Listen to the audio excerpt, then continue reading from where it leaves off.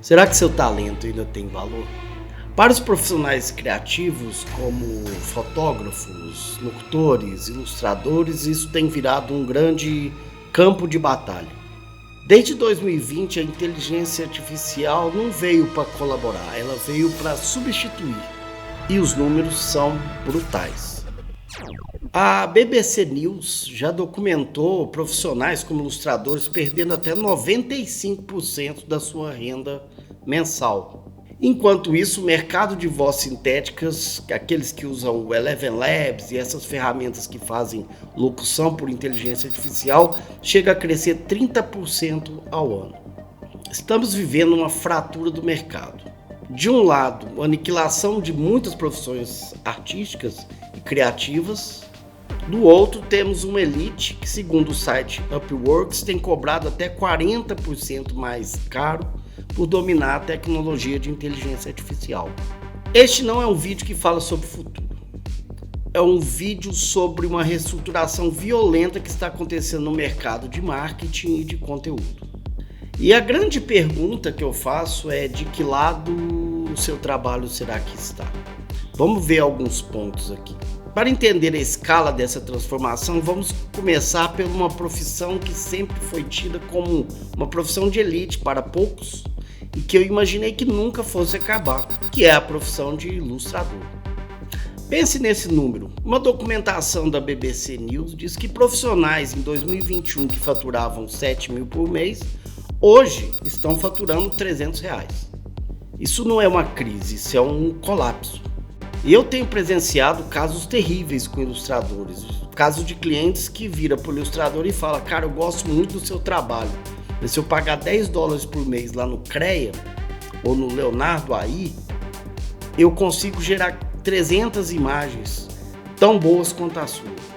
E ao mesmo tempo, como eu disse antes, segundo o site Upworks, tem profissionais que trabalham com AI, que às vezes usam ferramentas como o CREA, estão cobrando até 40% a mais.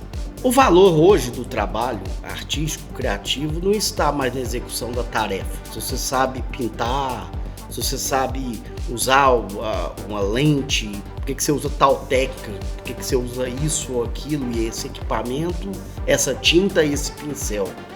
Hoje, eu acho que é quem tem uma direção estratégica das ferramentas. E é uma divisão brutal.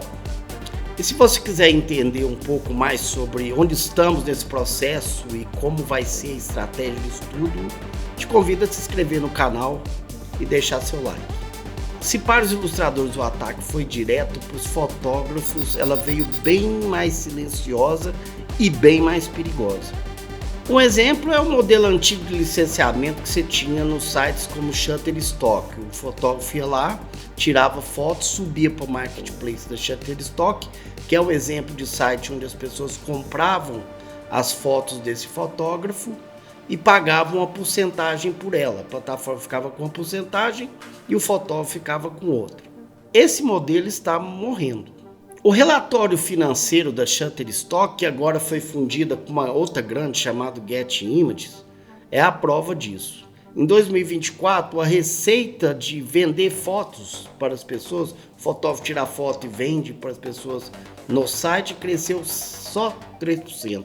Isso é muito pouco para um mercado que está consumindo mais imagens, a gente está tendo muito mais mídia e é um mercado que era sempre crescente no seu crescimento de somente 3% ao ano. E a tendência é reduzir. Agora, você sabe o que cresceu 28%? Segundo os dados da própria Shutterstock, a venda de pacotes de imagem para empresas que querem treinar AI. Ou seja, na prática, o Shutterstock pegou os fotógrafos, que eram seus parceiros, e transformou eles em fornecedores para a indústria de AI. Ela está pegando todas as imagens dos fotógrafos e você escreveu lá, o fotógrafo aceitou isso e vendendo esses grandes pacotes de imagem para treinamento de inteligência artificial, pagando para eles uma compensação mínima, acho que de 20, 10 ou 20%, comissionamento muito opaco, que eu acho que nem sei se vale a pena. E é justo dizer que nem todas as áreas da fotografia foram atingidas ainda, né? A gente ainda tem uma parte ali de eventos, de, por exemplo, fotografia de gestante, newborn, que eles não chegaram lá ainda.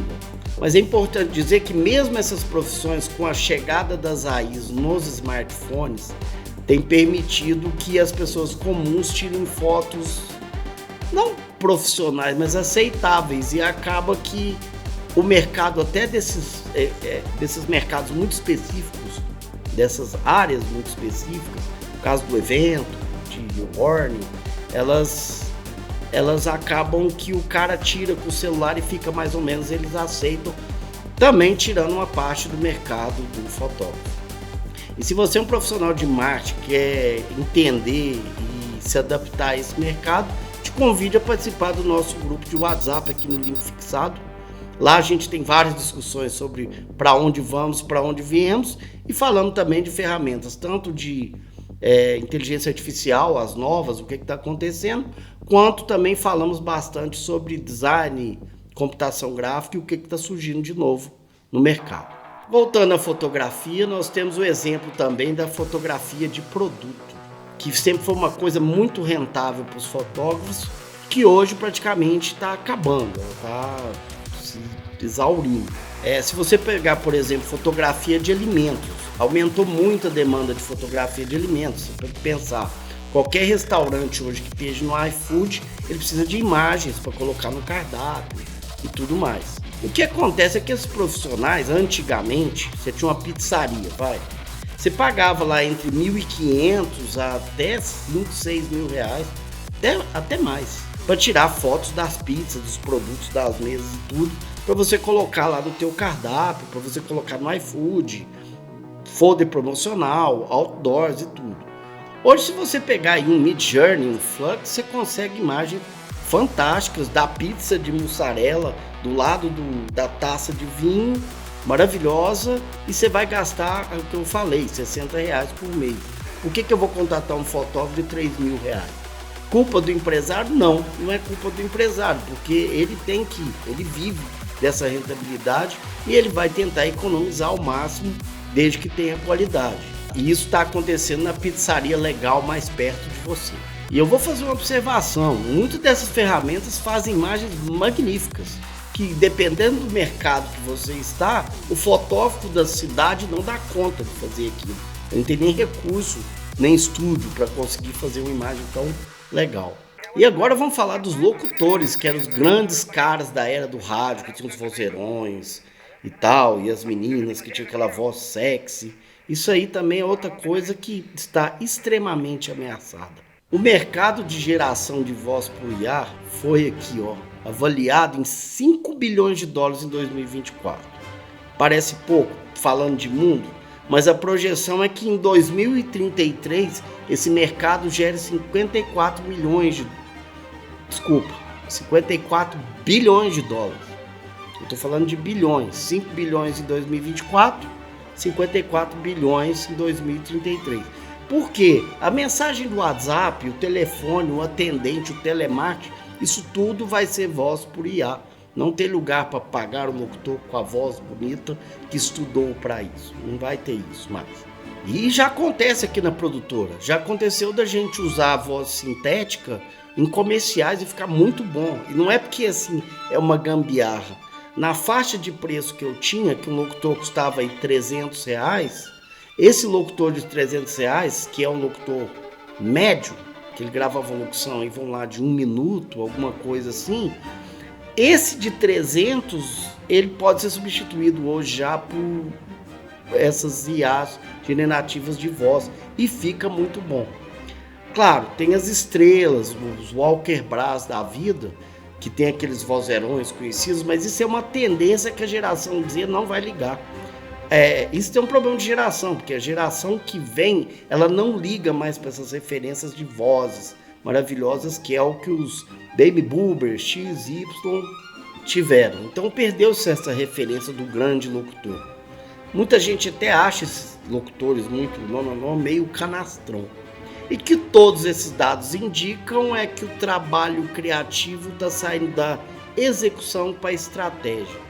Porque competir com a IA em velocidade e custo é impossível para uma pessoa normal, um ser humano que não seja um ciborgue. E essa valorização no mercado muda. Agora as novas profissões vai ser o cara que é diretor de arte e estratégia, que vai pensar não no como fazer, mas por que fazer, o que vai fazer para vender mais, para ser mais eficiente. Engenheiros de prompts, mas não simplesmente esse prompt que a gente está acostumado, que escreve lá e sai a imagem ou sai alguma coisa. Hoje tem engenheiros de prompt que desenham sobre a tela para que o vídeo tenha, por exemplo, determinado movimento. E o cara tem que entender o que isso vai fazer. Além de ter pessoas que vão ter que fazer curadorias de arte, de ver que isso é bom, isso é ruim, de tanta coisa que vai sair. E principalmente profissionais responsáveis por responsabilidade ética legal.